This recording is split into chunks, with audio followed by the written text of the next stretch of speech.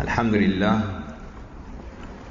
نحمده ونستعينه ونستغفره ونعوذ بالله من شرور أنفسنا ومن سيئات أعمالنا من يهده الله فلا مضل له ومن يضلل فلا هادي له وأشهد أن لا إله إلا الله وحده لا شريك له وأشهد أن محمدا عبده ورسوله صلى الله عليه وعلى آله وصحبه وسلم تسليما مزيدا أما بعد الحمد لله الذي يسر لنا بيتا من بيوت الله لنتفقه في دين الله ولنتعلم ما أوجب الله سبحانه وتعالى علينا من العقيدة السليمة الصحيحة المأخوذة من كتاب ربنا وسنة رسول الله صلى الله عليه وسلم. وفي هذه الليلة نبدأ في قراءة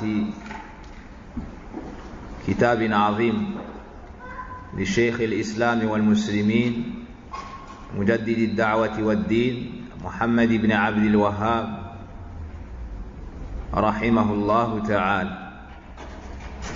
Ce soir, nous sommes le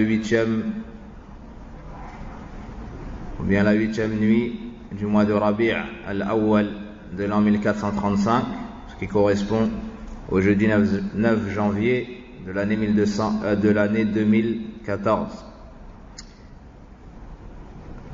Et nous allons commencer l'étude d'un grand livre, l'étude d'un livre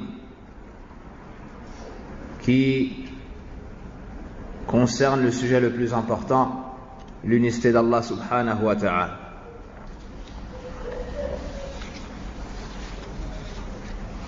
L'auteur, vous le connaissez tous, c'est Mohammed ibn Abdul Wahhab ibn Sulaiman ibn Ali At-Tamimi rahimahullah ta'ala, qui est né en 1115 après l'Hégire et décédé en 1206 à Al-Uyayna.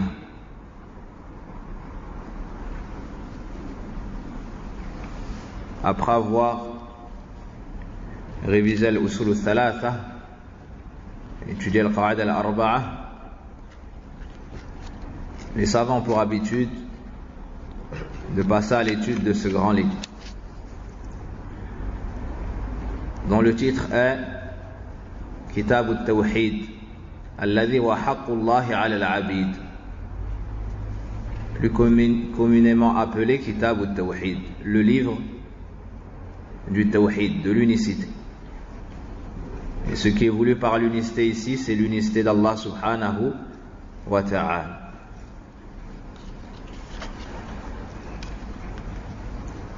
L'auteur dit, on commence ce livre par Bismillahir Rahmanir Rahim.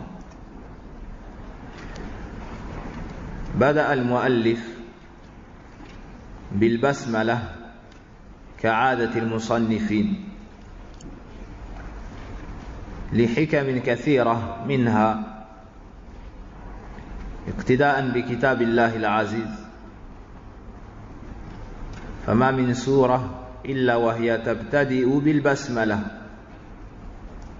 ما عاد سورة براءة التوبة، وهكذا اتباعا لهدي سيد المرسلين نبينا محمد صلى الله عليه وسلم، فكان يستفتح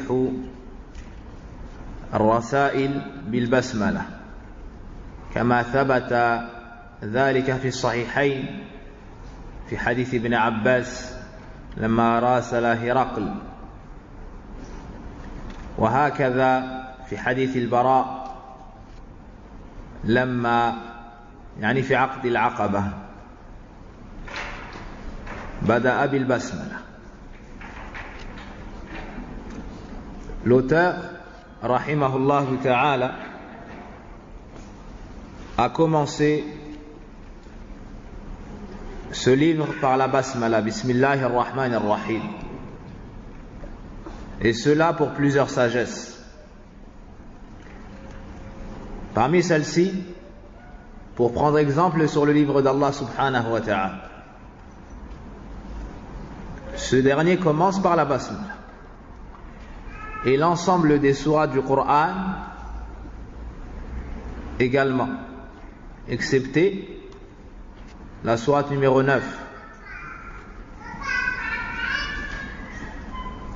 Il commence par la basmala également pour suivre la sunna du prophète sallallahu alayhi wa sallam. Dans plusieurs hadiths, on voit que le prophète sallallahu alayhi wa sallam commençait par la basmala. Comme dans le hadith d'Ibn Abbas, lorsque le prophète sallallahu alayhi wa sallam envoya une lettre à Hiraql. Et comme dans le hadith de Al-Bara radiyallahu anhu, lors du pacte conclu entre les musulmans et Quraysh. Dans tous ces écrits, on voit que le prophète sallallahu alayhi wa sallam a commencé à dicter la basmala, Bismillahir Rahmanir Rahim. L'auteur commence par la basmala également pour rechercher l'aide auprès d'Allah tabaraka wa ta'ala dans ce grand livre et ce grand prêche qu'il entreprend. Car le ba dans Bismillah, les savants le nomment Ba'u al-isti'ana, le ba de la demande d'aide. Il recherche à travers cela la bénédiction dans son œuvre. Wala hawla wala quwwata illa billah. Et personne ne peut réussir dans ce qu'il entreprend si ce n'est avec l'aide d'Allah tabaraka wa ta'ala. Et le Hafiz Ibn Hajar rahimahullah ta'ala nous dit que c'est l'habitude des écrivains que de commencer par la basmala. Et l'imam al-Nawawi nous dit que c'est une sunnah. Donc lorsqu'une chose a une importance, on commence par la basmala, que ce soit un contrat ou autre. Kitab al-Tawhid, le livre de l'unicité.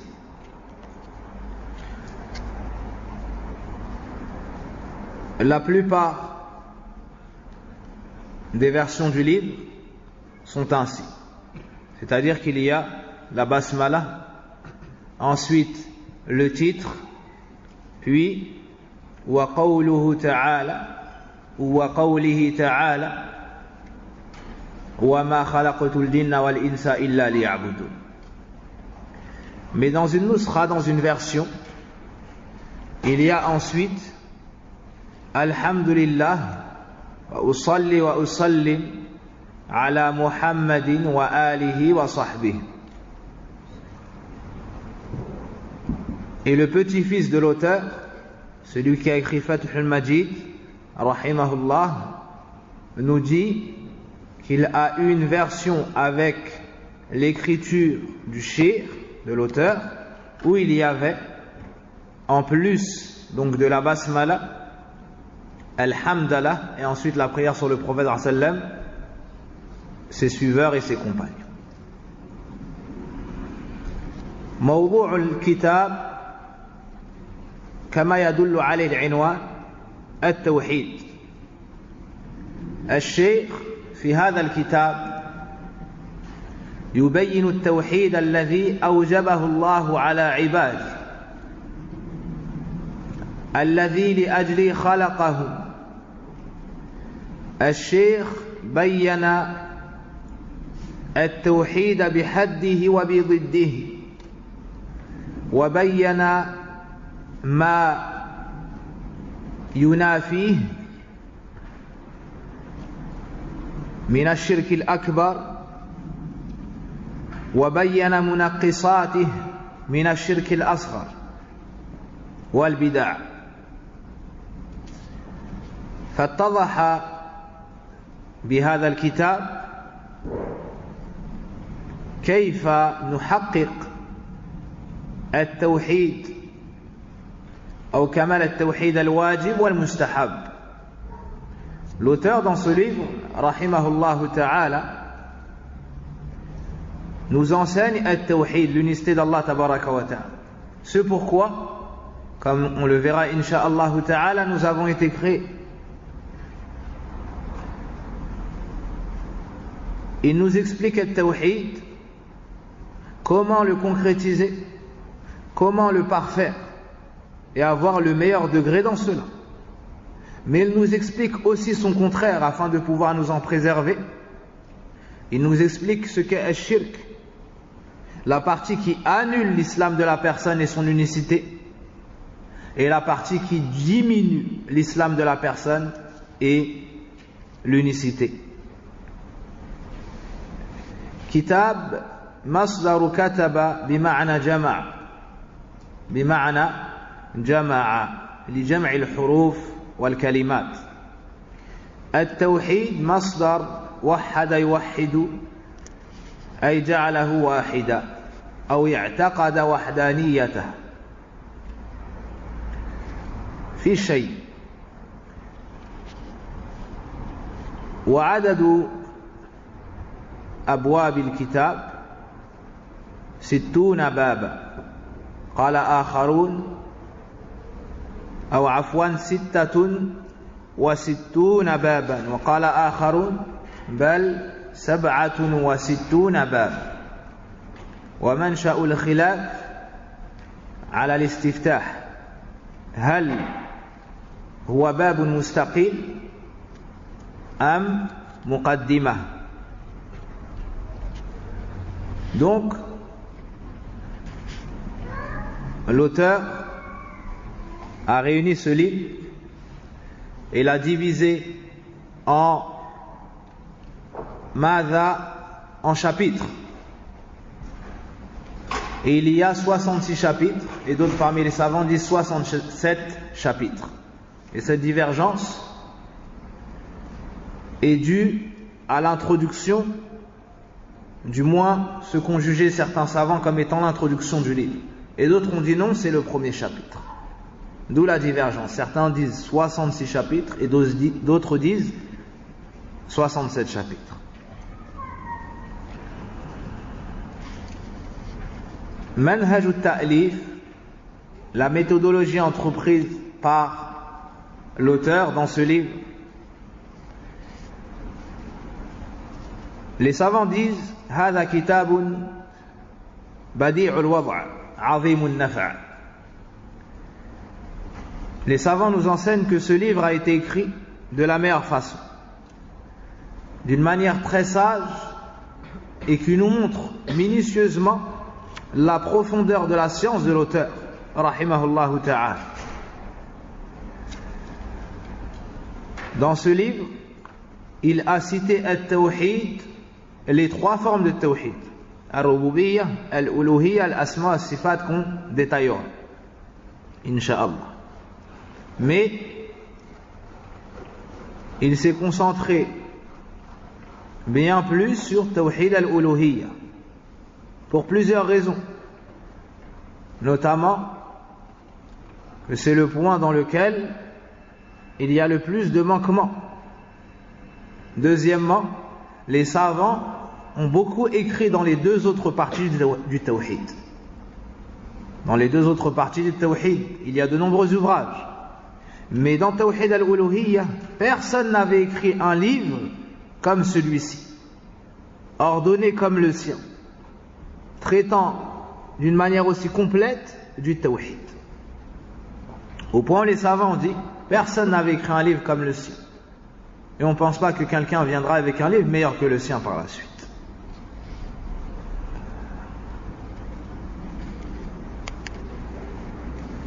Et les savants de ce domaine, la science de la croyance et du tawhid, sont unanimes pour dire que c'est le meilleur livre qui a été écrit par un homme dans le domaine de Tawhid al-Uluhiyya. Dans son livre, il cite At-Tarjamah, le titre, l'intitulé de son chapitre, puis il fait suivre cela de quelques versets, puis de quelques ahadiths du prophète sallallahu alayhi wa sallam, et de paroles de athar, de textes des compagnons ou de pieux prédécesseurs. Après cela, il cite les masaïl, des points à tirer des textes cités dans ce chapitre. Il y a dans le livre plus de 500 hadiths, 520 hadiths. À peu près la moitié sont dans le recueil de l'imam Bukhari et l'imam Muslim ou dans l'un des deux.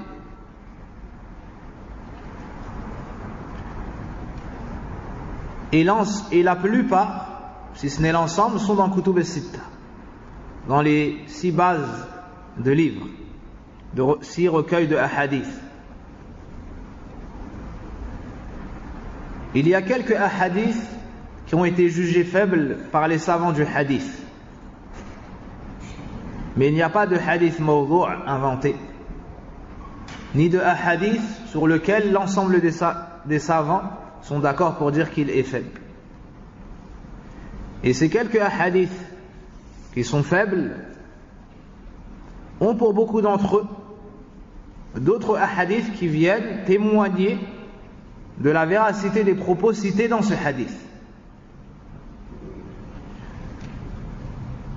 ou ce qui est cité dans ce hadith est venu dans d'autres hadiths authentiques.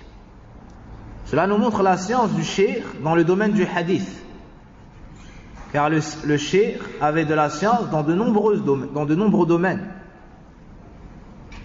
contrairement à ce qu'ont voulu prétendre ses détracteurs.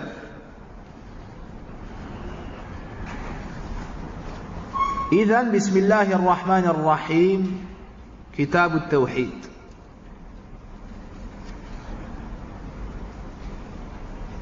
جرت عادة المصنفين في المؤلفات أن يضعوا بعد البسملة والحمدلة خطبة للكتاب يبينون فيها طريقتهم، طريقة التأليف ومرادهم من التأليف. وهنا نلاحظ أن المؤلف رحمه الله لم يسلك هذا المسلك،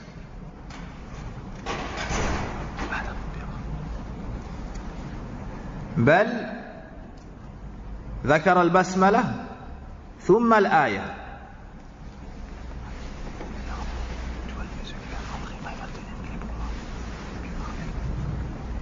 On remarque que l'auteur, rahimahullah, a cité le basmala, puis directement le verset.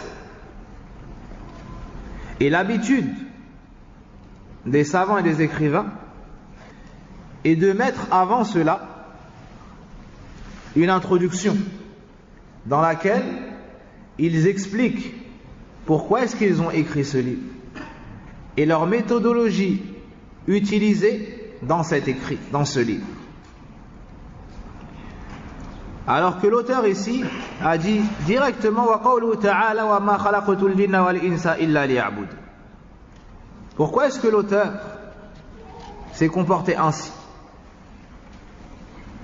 Certains savants ont expliqué cela à l'image de Salih al-Sheikh hafidahullah ta'ala en disant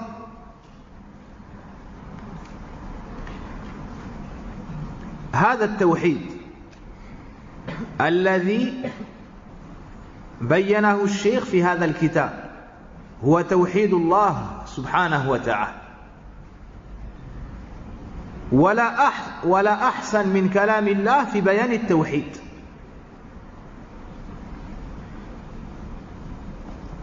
الشيخ صالح حفظه الله تعالى nous dit التوحيد, l'unicité que l'auteur va nous expliquer dans son livre, et l'unicité d'Allah subhanahu wa ta'ala. Et il n'y a pas de meilleure parole que la parole d'Allah tabaraka wa ta'ala. Et il n'y a pas plus à même pour nous expliquer al-tawhid qui est le droit d'Allah qu'Allah lui-même tabaraka wa ta'ala dans sa meilleure parole qui est le Coran. Qui est le Coran. فالله بينه أتم البيان في القرآن فكان من الأدب في مقام التوحيد أن لا يجعل فاصلا بين التوحيد وأحسن ما يبينه وهو كلام الله سبحانه وتعالى في القرآن. Donc l'auteur n'a pas voulu mettre d'espace entre le tawhid qui est le droit d'Allah et la parole d'Allah qui vient nous expliquer son tawhid. Donc il nous a cité directement la parole d'Allah Azza wa Jal, car cela fait partie du comportement dans le domaine du tawhid que de ne pas devancer Allah tabaraka wa ta'ala. Wadah? Allah tabaraka wa ta'ala est celui qui a le mieux expliqué le tawhid. Alors l'auteur n'a pas voulu mettre une chose entre l'explication du tawhid par Allah et sa parole, ou bien et le tawhid. La meilleure chose qui explique le tawhid, c'est le Coran, car le tawhid c'est tawhidullah, et Allah est le meilleur à nous enseigner le tawhid. Alors l'auteur a directement cité la parole d'Allah Azza wa Jalla, puis les paroles du prophète sallallahu alayhi wa sallam. Et cela nous rappelle la méthodologie de l'imam al-Bukhari rahimahullah ta'ala dans son recueil de hadith. Il a mis la basmala, puis le hadith de Omar ibn al-Khattab, innama al-a'malu bin-niyyat. Il n'a pas mis d'introduction. Ce qu'on a dit pour le Coran, c'est la même chose ici pour la Sunna. C'est un livre de hadith. Donc, le bon comportement envers le prophète sallallahu alayhi wa sallam est de ne pas le devancer. C'est un livre de Sunna, donc il a commencé par Sahib al-Sunna, par mettre la parole du prophète sallallahu alayhi wa sallam.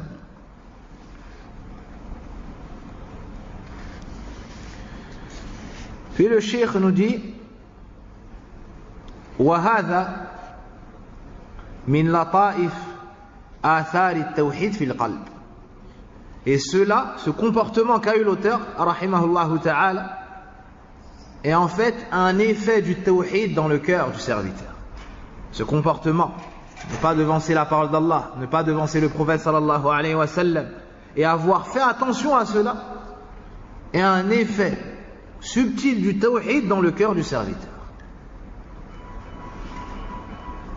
Et on se rappelle la parole d'Allah Azza wa Jal ici, Ya ayyuhalladhina amanu la tuqaddimu bayna yaday Allahi wa rasulih wattaqullah inna Allaha sami'un alim. Ô vous qui avez cru, ne devancez pas Allah et son messager, et craignez Allah. Allah est audient et omniscient.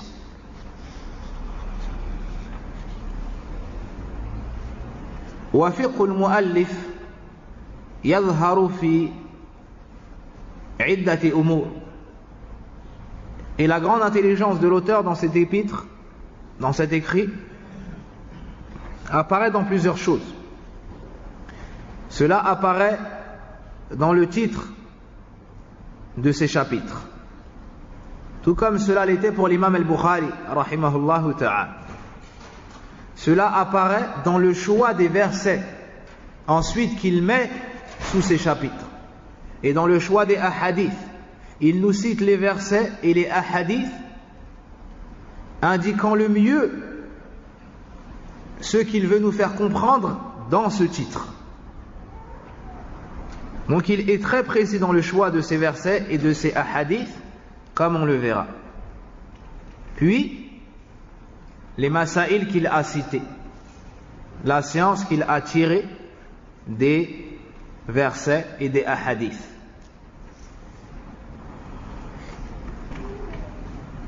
Les savants ont grandement fait les éloges et longuement fait les éloges de ce livre. Tout comme ils ont fait les éloges de ce grand savant, rahimahullahu ta'ala. Et parmi ceux qui nous montrent l'importance de ce livre, la grandeur de ce livre, après ces éloges, c'est les nombreuses explications qu'il y a. Nombreux sont les savants qui ont expliqué ce livre. Et le premier sharh est le sharh de son petit-fils. Le premier sharh de Kitab al-Tawhid est le sharh de son petit-fils Sulayman ibn Abdillah. Sulayman ibn Abdillah ibn Muhammad ibn Abdul Wahhab rahimahullah ta'ala, qui est connu sous le nom de At-Taysir, Taysir al-Aziz al-Hamid. Ce dernier est décédé en l'an 1233 après la Hijra. Il est décédé avant d'avoir fini l'explication de ce livre. Il lui restait alors 7 chapitres. Il s'est arrêté au chapitre Bab ma ja'a fi munkiril qadar, le chapitre de ceux qui ont rejeté le destin. Ensuite, il y a eu de nombreuses explications. Et le plus répandu est le sharh d'un autre de ses petits-fils, qui est donc le cousin de Sulayman,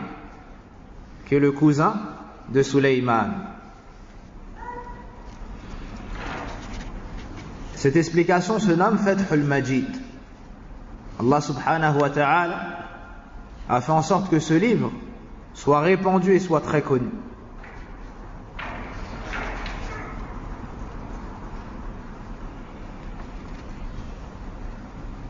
Donc Abdurrahman ibn Hassan, qui est un autre petit-fils de Muhammad ibn Abdul Wahhab rahimahullah ta'ala, a pris At-Taysir, le livre de son cousin, il l'a complété et l'a amélioré. Et ce dernier est décédé bien après, en l'an 1285.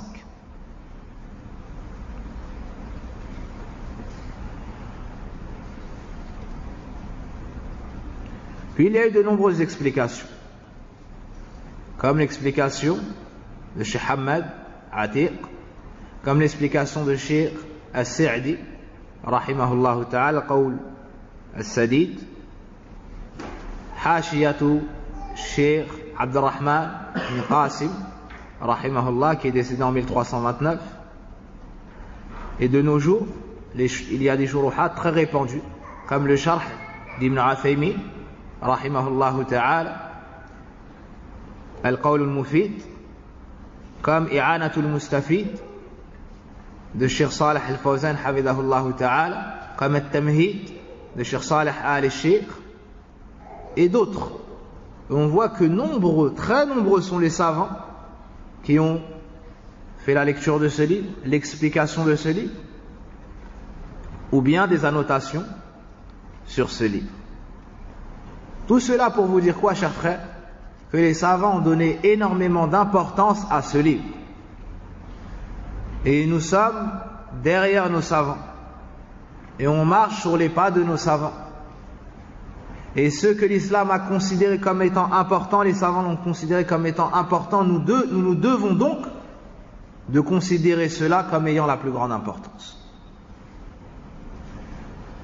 Cheikh As-Sindi, hafidahullah ta'ala, un cheikh de Médine, nous dit même qu'Ibn Baz, rahimahullah ta'ala, expliquait ce livre parfois, on lui lisait ce livre parfois plus d'une fois par semaine. Subhanallah. Plus d'une fois par semaine, il donnait énormément d'importance. Et lorsqu'il le finissait, il le recommençait. Et au jour d'aujourd'hui, sur Salih al-Fawzan, on nous transmet, on nous informe qu'il enseigne ce livre. Et lorsqu'il finit ce livre, il le recommence. Lorsqu'il finit ce livre, il le recommence. كل هذا اهتماما بمقام التوحيد. Tout cela pour valoriser et donner la plus grande considération au tawhid. Et l'auteur lui-même, Cheikh Muhammad ibn Abdul Wahhab rahimahullah ta'ala, avait cette qualité. cette motivation quant à la propagation du tawhid, à la considération du tawhid. Il enseignait sans cesse le tawhid, le matin, le soir. Au point où certains de ses élèves, un jour, lui ont dit « Ya Shaykhan, al-tawhid, qad fahimnah » Al-tawhid, on l'a compris. Tellement il le répétait, le répétait. Puis ils lui ont dit si on passait à une autre science. Le cheikh leur a dit on verra une parole semblable. Et un jour, il leur a dit, ou les a tenus informés d'une grande désobéissance qui a été commise dans tel endroit. Qu'un homme a commis l'adultère avec sa mère et qu'il faudra donc vérifier cela.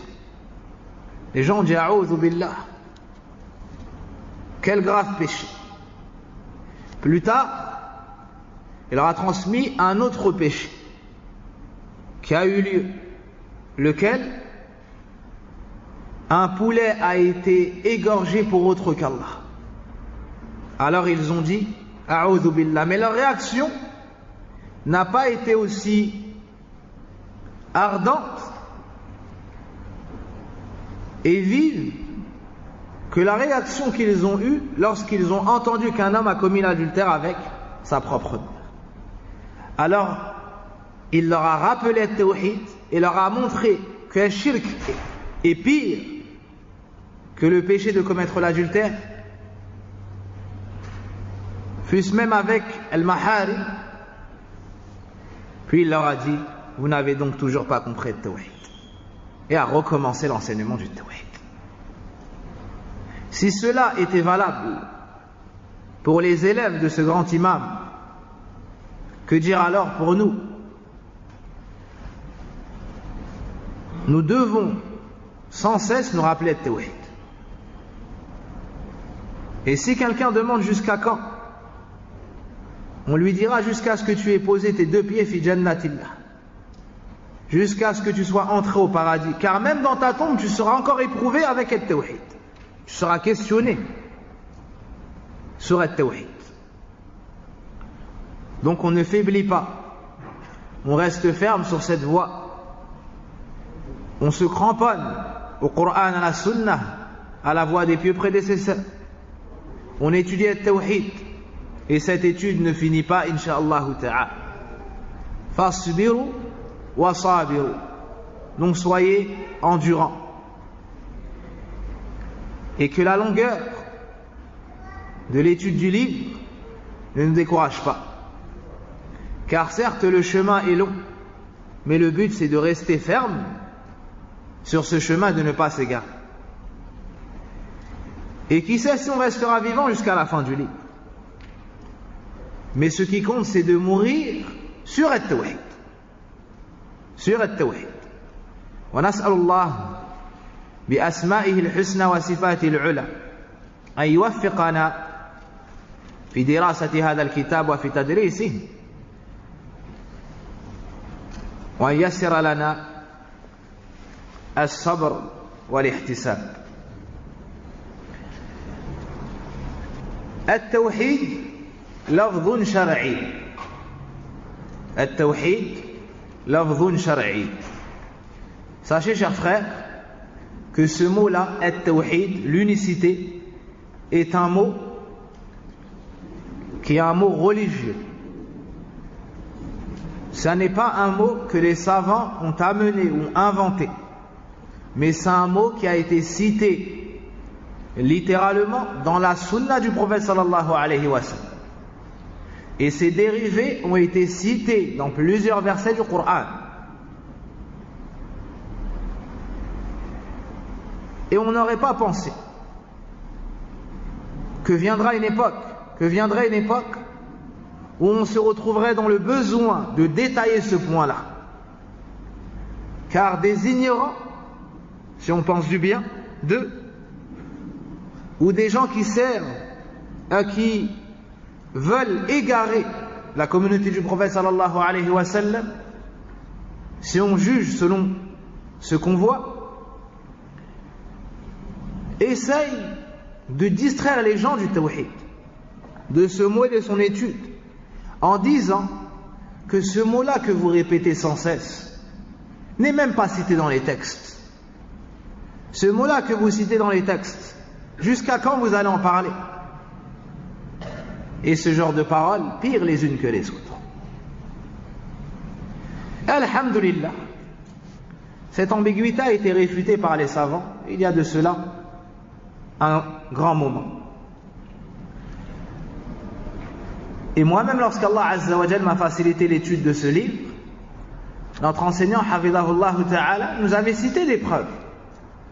Mais subhanallah, ces preuves ont été utiles, ou bien cette science m'a servi il y a de cela que quelques mois, ou quelques mois, quelques semaines.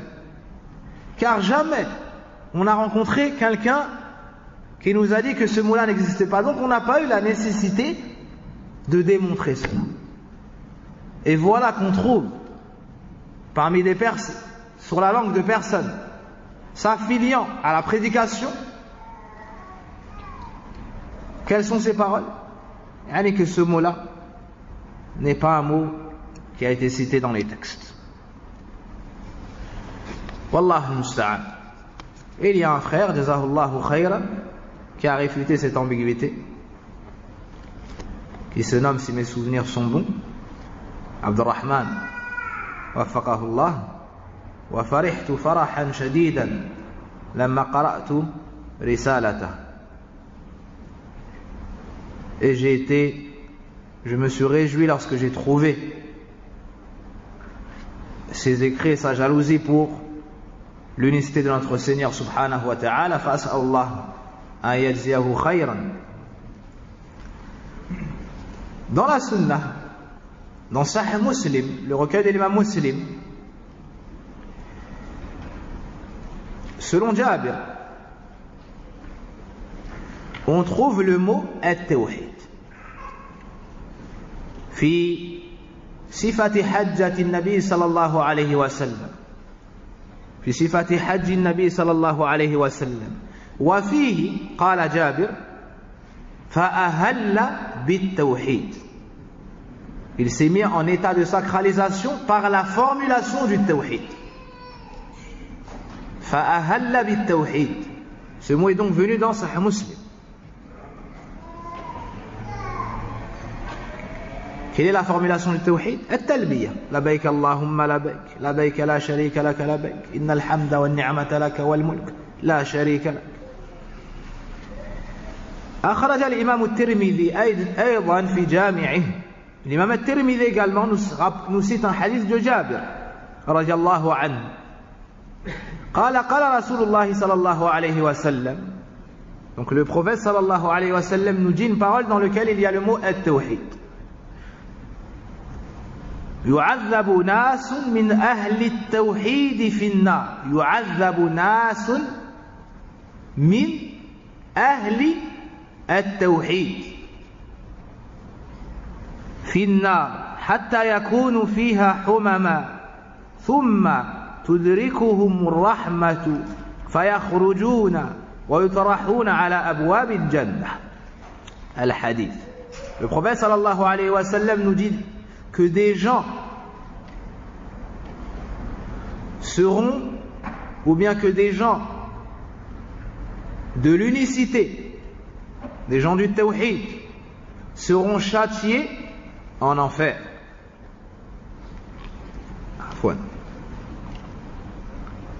Jusqu'à carboniser. Puis ils seront rattrapés par une miséricorde. Ils sortiront donc du feu de l'enfer au point d'être ramenés aux portes du paradis. L'imam al-Tirmidhi nous dit hadithun hasanun sahih. Et l'imam al-Albani rahimahullah ta'ala nous dit hadha hadithun sahih.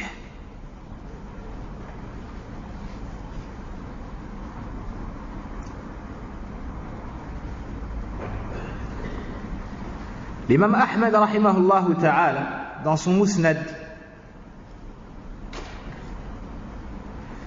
nous cite un hadith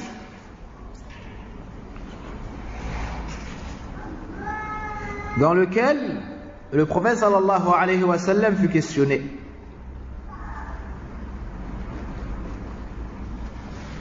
Donc, عن عمرو بن شعيب عن أبيه عن جده أن العاص ابن وائل نذر في الجاهلية أن ينحر 100 بدنة، وأن هشام بن العاص نحر حصته 50 بدنة، وأن عمرو سأل النبي صلى الله عليه وسلم عن ذلك فقال: أما أبوك فلو كان أقر بالتوحيد. Donc ماذا؟ Des gens dans la jahiliya, ou plutôt je vais lire les points en arabe puis je les traduirai, ou plutôt je prendrai la traduction du frère Jazallahu khayr. وأخرج أيضا أي الإمام أحمد في مسنده من حديث أبي هريرة رضي الله عنها أن عائشة رضي الله عنها قالت: كان رسول الله صلى الله عليه وسلم إذا ضحى اشترك بشين عظيمين سمينين أقرنين أملحين، قال: فيذبح أحدهما عن أمته ممن أقر بالتوحيد وشهد له بالبلاغ، ويذبح الآخر عن محمد وآل محمد صلى الله عليه وسلم.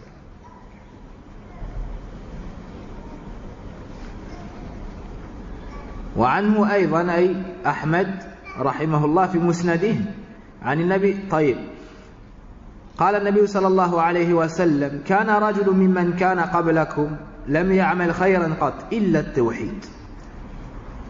التوحيد فلما حضر قال لأهله: انظروا إذا أنا مت الحديث.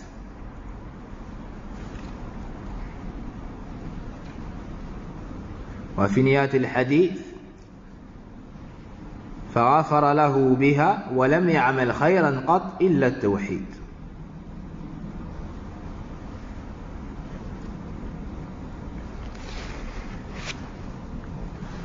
Donc dans ces hadiths, on trouve le mot tawhid prononcé par le prophète sallallahu alayhi wa sallam.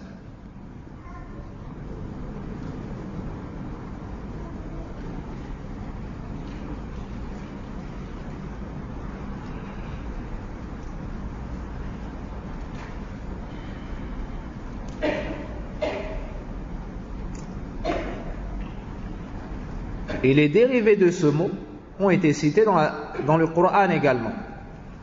Mais on commence par les hadiths. Donc dans le recueil de l'imam Muslim, dans le long hadith sur la description du Hajj, le hadith Jabir, et le messager d'Allah est parmi nous, et le Coran descend sur lui, et il en connaît l'explication. Et il n'en a pas appliqué un seul enseignement sans que nous l'appliquions. Il rentrera alors en état de sacralisation par la formulation ou par la formule du tawhid. Dans un second hadith de l'imam al-Tirmidhi, le prophète sallallahu alayhi wa sallam dit: des gens parmi les adeptes du tawhid seront châtiés en enfer jusqu'à ce qu'elles soient comme carbonisées.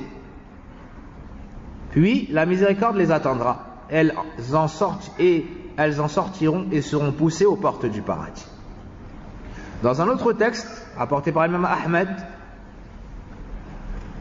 et une chaîne authentifiée par l'imam al-Albani, rahimahullah ta'ala, d'après Amr ibn al-As, d'après son père, d'après son grand-père, Al-As ibn Wa'il avait fait un serment pendant la période anti-islamique, la période de l'ignorance.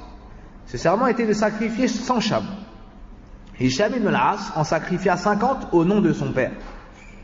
Et Amr questionna le prophète sallallahu alayhi wa sallam au sujet des 50 restants.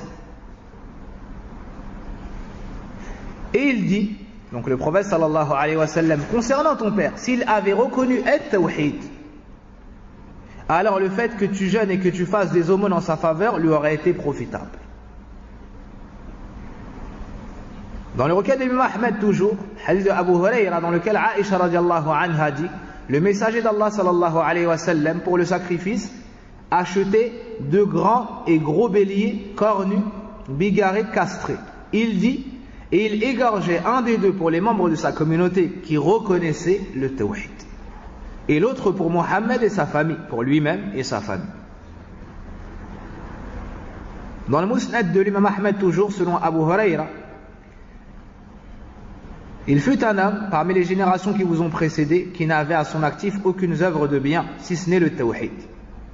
Lorsqu'il fut sur le point de mourir, il dit à sa famille, lorsque je mourrai, brûlez mon corps jusqu'à ce qu'il soit carbonisé, puis réduisez-le en cendres, et enfin éparpillez-le en un jour de vent. Le jour où il mourut, il s'exécutait. Et alors qu'il se trouva empoigné par Allah, Allah lui dit, ô fils d'Adam, qu'est-ce qui t'a conduit à faire cela? Il répondit, Allah, ô Seigneur, ma peur de toi. Le prophète sallallahu alayhi wa sallam dit Allah, et c'est par cela qu'il lui pardonna. Alors qu'il n'avait comme œuvre à son actif que le tawhid. Que le tawhid.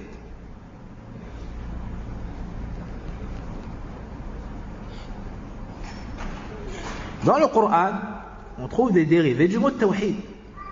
قال الله سبحانه وتعالى قل هو الله أحد.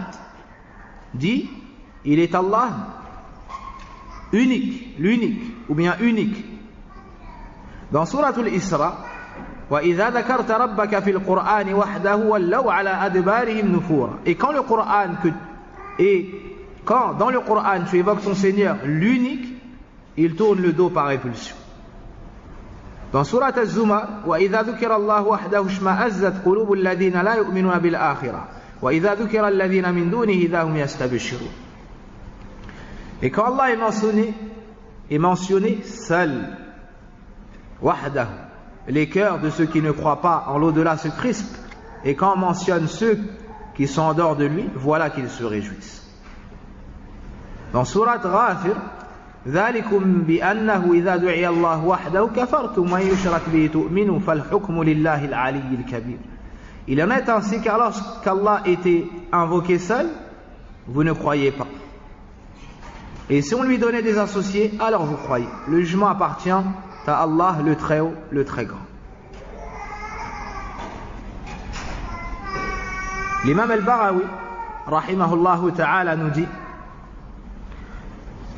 nous cite un athar d'Ibn Abbas, dans lequel Ibn Abbas dit كل أمر في كتاب الله بالعبادة فهو أمر بالتوحيد. À chaque fois qu'on trouve at-tawhid dans le livre d'Allah, l'ordre du tawhid dans le livre d'Allah, c'est un ordre de l'unicité d'Allah. On nous ordonne d'unifier Allah subhanahu wa ta'ala.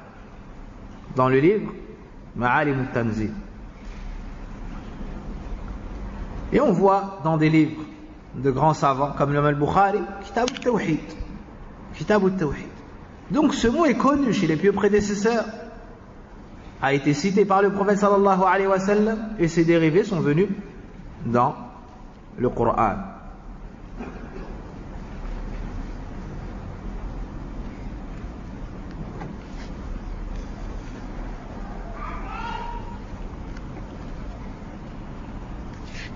Dans la parole des compagnons, dans la parole des pieux prédécesseurs, comme l'imam al-Awza'i et d'autres, comme l'imam al-Shafi'i,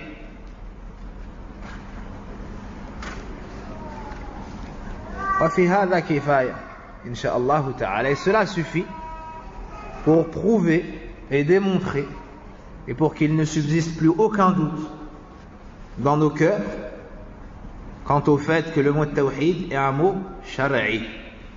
C'est un mot qui a été cité dans les textes religieux. Barakallahu fikum. Donc ne prêtez pas attention à ce genre de paroles. Et quelqu'un qui a des problèmes avec le tawhid, ou quelqu'un dont la poitrine ne se tranquillise pas à l'évocation du tawhid, non seulement on a peur pour lui de l'innovation, mais wallahi on a peur pour lui que son cœur se détourne du tawhid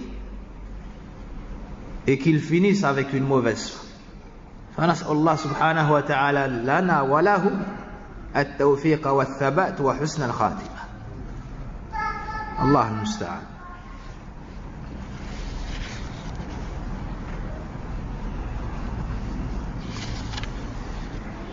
التوحيد لغة من وحد يوحد إذا جعل الشيء واحدا،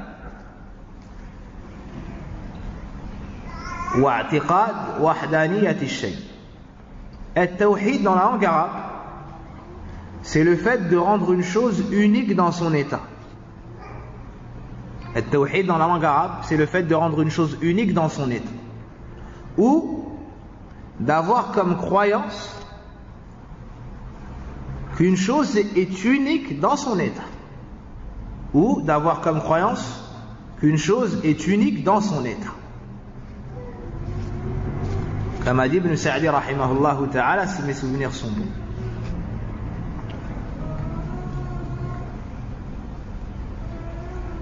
أما توحيد الله شرعا عرفه العلماء بأنه إفراد الله تعالى بما يختص به، إفراد الله تعالى بما يختص به.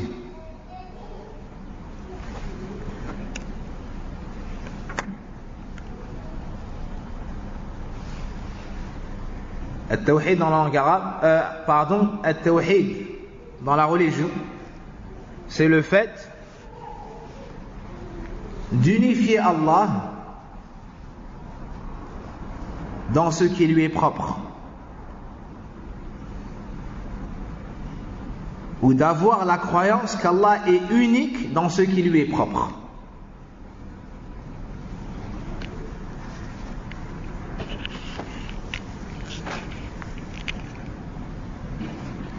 والتوحيد ينقسم إلى 3 أقسام. التوحيد se divise en 3 parties. الربوبية, la seigneurie. الألوهية, le culte ou la divinité. والأسماء والصفات, les noms et les attributs. Donc tu dois reconnaître l'unicité d'Allah subhanahu wa ta'ala dans ces 3 choses. Tu dois reconnaître qu'Allah est unique dans sa seigneurie, unique dans la divinité, unique dans ses noms et ses attributs. توحيد الله في ربوبيته إفراد الله في أفعاله في الخلق والرزق، أو في الخلق والملك والتدبير.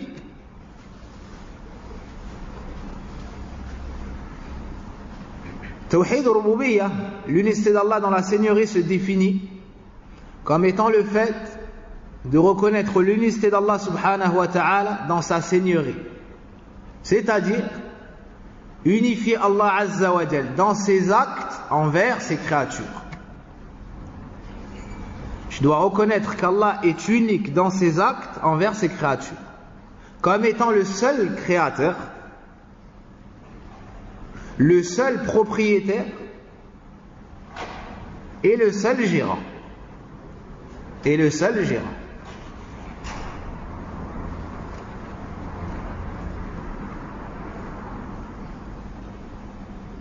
Donc tout ce qu'Allah subhanahu wa ta'ala fait, il le fait seul. Il le fait seul subhanahu wa ta'ala. قال تعالى ألا له الخلق والأمر. N'est-ce pas à lui qu'est la création et l'ordre? Dans Sourate Al-A'raf,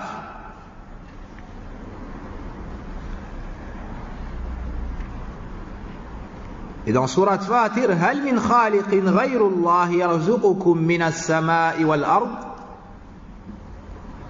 Est-ce qu'il y a d'autres créateurs en dehors d'Allah qui vous donnent votre subsistance des cieux ou de la terre?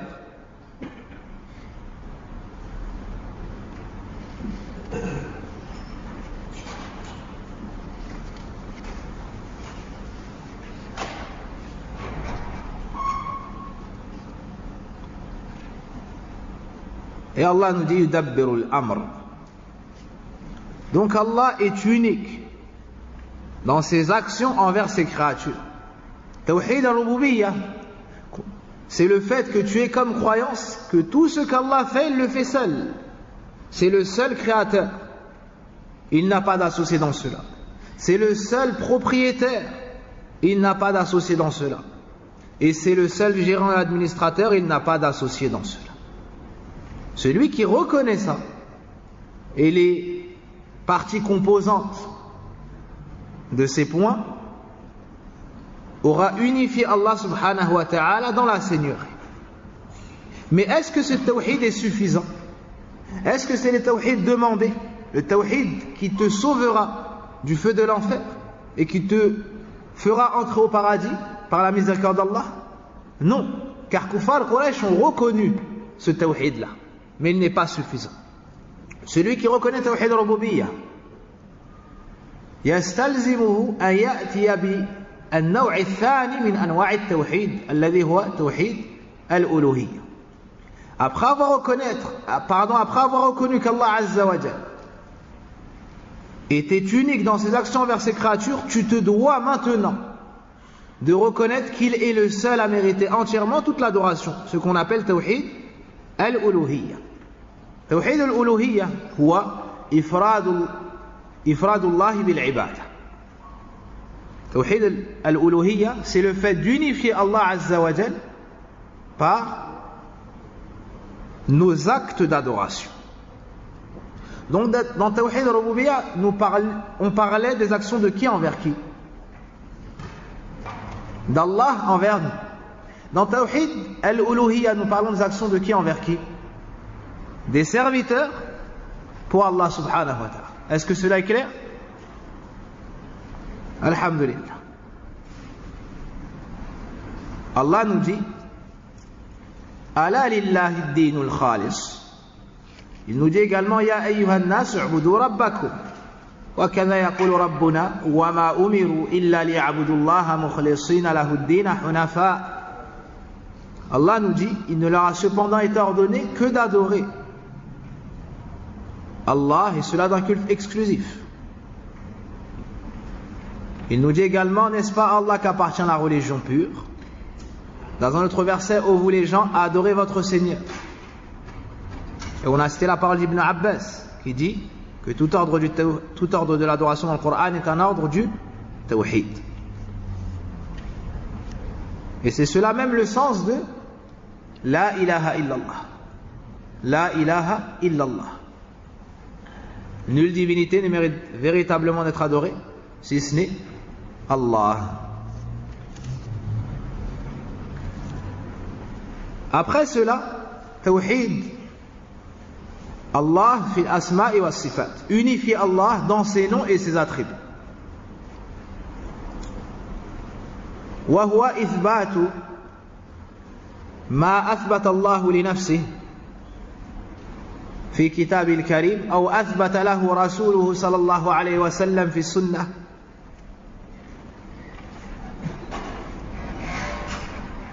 ونفي ما نفى الله سبحانه وتعالى عن نفسه في كتاب الكريم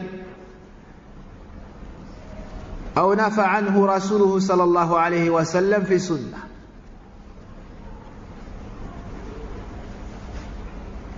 من غير تمثيل ولا تكييف ومن غير تحريف ولا تعطيل. L'unicité d'Allah subhanahu wa ta'ala dans ses noms et ses attributs se concrétise en affirmant tous les noms et attributs qu'Allah azza wa jal s'est affirmé dans le Coran à lui-même, ou lui affirmer le prophète sallallahu alayhi wa sallam dans la sunna. Et rejeter ce qu'Allah subhanahu wa ta'ala a rejeté, ou à rejeter le prophète sallallahu alayhi wa sallam dans la sunna, c'est-à-dire les défauts et les manquements. Tu dois donc affirmer ce qu'Allah a affirmé ou a affirmé le prophète sallallahu alayhi wa sallam, et rejeter ce qu'Allah a rejeté ou a rejeté le prophète sallallahu alayhi wa sallam. Tu affirmes sans faire ressembler Allah azza wa jalla à ses créatures, ni altérer le sens.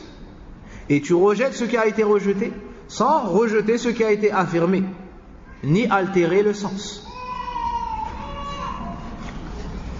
Allah nous dit dans le Coran, Laysa kamithlihi shay'un wa huwa as-sami'ul basir. Il n'y a rien qui lui soit semblable, c'est lui l'audient, le clairvoyant. Il nous dit également dans le Coran, Walillahi al-asma'ul husna fad'uhu biha. À Allah appartient les plus beaux noms, invoquez-les donc avec. Et il nous dit Walahul mathalul a'la, et à lui appartient les meilleurs attributs. Donc voici la définition du tawhid, ainsi que ces trois parties. Wa ضد التوحيد الشرك. Le contraire du tawhid est le polythéisme. Ces notions que je vous donne vous serviront tout au long du livre. Il vous faut donc les noter, les comprendre et les mémoriser. Si cela n'a pas déjà été fait, car ceux qui ont assisté à l'Usul Thalatha et les autres cours sont censés avoir depuis longtemps mémorisé cela. Idhan ضد التوحيد الشرك.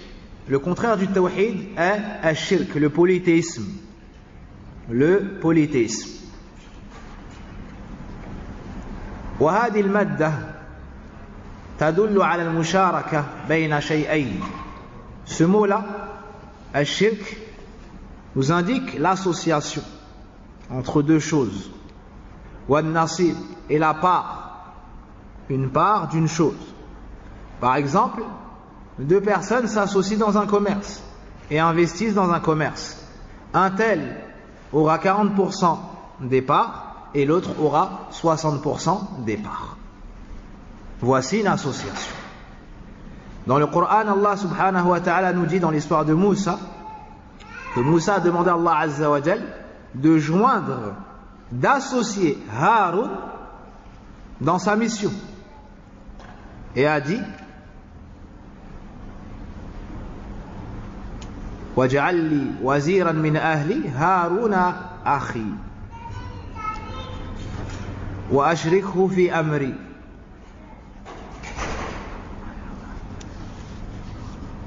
Associe-le dans ma mission. Dans Surat Taha. Ici, c'est le shirk dans la langue arabe. C'est l'association dans la langue arabe. الشرك هو تسوية غير الله بالله فيما هو من خصائص الله. تسوية غير الله بالله فيما هو من خصائص الله. الشرك est le fait de donner un égal à Allah dans une chose qui lui est propre. الشرك est le fait de donner un égal à Allah dans une chose qui lui est propre. On a vu que ce qui lui était propre était al-rububiyya, al-uluhiyya, al-asma, al-sifat. Donc celui qui prétend qu'il y a un créateur avec Allah aura fait du shirk dans rububiyya. Celui qui donne une adoration à un autre qu'Allah aura fait du shirk dans quel domaine? Al-uluhiyya. Et celui qui accorde une perfection qu'Allah a à un autre qu'Allah azza wa jal, comme Allah le possède, aura associé Allah azza wa jal dans quoi? Al-asma wa sifat. Dans al-asma wa sifat.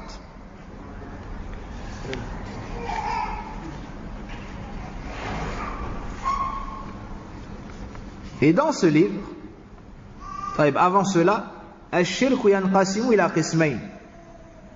الشرك الأكبر والشرك الأصغر. Le polythéisme se divise en deux. Le polythéisme majeur, le grand polythéisme, l'association majeure, والشرك الأصغر, le polythéisme mineur, le polythéisme mineur. الشرك الأكبر هو كل شرك أطلقه الشارع وكان متضمنا لخروج الإنسان عن دينه. كل شرك أطلقه الشارع وكان متضمنا لخروج الإنسان عن دينه. Le polythéisme majeur se définit comme ceci. C'est tout polythéisme ayant été cité dans les textes entraînant l'exclusion de la personne de l'islam.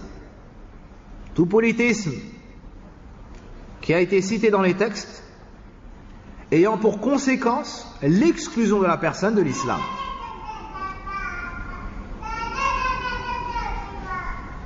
الشرك الأصغر كل شرك أطلقه الشارع ولم يكن متضمنا لخروج الإنسان عن دينه. ولم يكن متضمنا لخروج الإنسان عن دينه. Le polythéisme mineur et tout polythéisme ayant été cité dans les textes mais n'entraînant pas l'exclusion de la personne de l'islam. Mais n'ayant pas pour conséquence l'exclusion de la personne de l'islam. Parmi les exemples de polythéisme majeur, le fait de dire qu'il y a d'autres ou qu'il y a autre qu'Allah Azza wa Jal pouvant donner la vie et la mort ou la subsistance. Parmi les exemples de polythéisme majeur, le fait de donner l'adoration à un autre qu'Allah, de prier pour un autre qu'Allah, d'égorger une bête au nom d'un autre qu'Allah ou pour un autre qu'Allah. Le fait d'invoquer des morts. Le fait de demander à des morts. Ou le fait d'avoir peur d'un autre qu'Allah comme on a peur d'Allah. Ou le fait de donner à des choses des noms d'Allah puis de les adorer en dehors d'Allah, comme on fait Kufar Quraysh avec Allah et Al-Uzza. Le fait de prétendre qu'il y a d'autres divinités méritant l'adoration avec Allah, tout cela fait partie du polythéisme majeur. Parmi les exemples de polythéisme mineur, le fait de jurer par un autre qu'Allah sans avoir immensifié cet autre comme on immensifie Allah. Le fait de porter une main de Fatima, ou l'œil, ou des talismans, des porte-bonheur, des gris-gris, en ayant comme croyance que ces choses-là sont des causes pour qu'Allah nous aide à atteindre notre but. Cela fait partie du polythéisme mineur à la base. الشرك الأكبر ينافي أصل التوحيد. Le polythéisme majeur annule la base du tawhid et a pour conséquence l'annulation de l'ensemble des actions. A pour conséquence que la personne sort de l'islam. A pour conséquence, si elle meurt sur cela, de s'éterniser en enfer, wal'iyadhu billah. C'est le pire péché par lequel Allah Azza wa Jal fut désobéi. Et il n'y a pas de divergence sur le fait que ce péché n'est pas pardonné si ce n'est avec le repentir. قال سبحانه وتعالى في كتاب الكريم ولقد أوحي إليك وإلى الذين من قبلك لئن أشركت ليحبطن عملك ولتكونن من الخاسرين بل الله فاعبد وكن من الشاكرين. قال سبحانه ولو أشركوا لحبط عنهم ما كانوا يعملون. وقال سبحانه إنه من يشرك بالله فقد حرم الله عليه الجنة ومأواه النار وما للظالمين من أنصار. Allah nous dit, il t'a été révélé ainsi qu'à ceux qui t'ont précédé, si tu nous donnes des associés, nous annulerons toutes tes œuvres. Dans l'autre verset, et s'ils nous avaient donné des associés, nous aurions annulé ce qu'ils avaient fait. Allah nous dit également, Certes, Allah ne pardonne pas qu'on lui donne quelque associé que ce soit. En dessous de cela, il pardonne à qui? En dessous de cela, il pardonne à qui?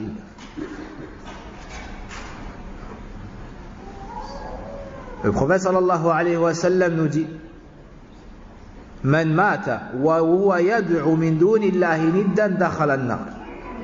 Celui qui meurt en invoquant un autre qu'Allah entre en enfer. Et lorsqu'il fut questionné, Ayyu dhanbin a'zam, quel est le pire péché? Il a répondu: An taj'ala lillahi niddan wa huwa khalaqak. Le pire péché, c'est le fait que tu donnes un égal à Allah alors que c'est lui qui t'a créé. Il nous dit également: Ijtanibu sab'a al-mubiqat. Qila wa ma hunna ya Rasulallah? Qala ash-shirku billah wa as-sihr al-hadith. Le prophète sallallahu alayhi wa sallam dit: éloignez-vous des 7 péchés qui causent la perte du serviteur. Il lui fut dit: lesquels, ô messager d'Allah? Il répondit: alors le polythéisme, la sorcellerie. Et il a cité ensuite 5 autres choses. Concernant al-shirk al-asghar, le polythéisme mineur, il a pour conséquence d'annuler l'action commise, pas toutes les actions, mais l'action commise. Il a pour conséquence de faire diminuer le tawhid de la personne, la foi de la personne, mais sans l'annuler. Sans l'annuler. Parmi les formes de shirk asghar, riya, yasir riya, l'ostentation. Le fait de faire un acte d'adoration puis de l'embellir afin d'avoir les éloges des gens. La personne fait cela pour Allah, mais il embellit son action suite au regard qui se pose sur lui. Donc celui qui fait ça aura annulé son action s'il ne repousse pas cette ostentation. Voici les notions qu'il y avait à connaître avant d'entamer l'explication du livre. Donc demain, après Salat al-Maghrib, Inch'Allah ta'ala, on commencera l'explication du premier verset. As'allah subhanahu wa ta'ala bi asma'ihi al-husna wa sifatihi al-ula an yuyassira lana al-umura kullaha wa yuwaffiqana ila kulli khayr. أسأل الله سبحانه وتعالى العلم النافع لنا ولكم والعمل الصالح إنه ولي ذلك والقادر عليه. وصل اللهم وبارك على نبينا محمد وعلى آله وصحبه أجمعين. سبحانك اللهم وبحمدك أشهد أن لا إله إلا أنت أستغفرك وأتوب إليك.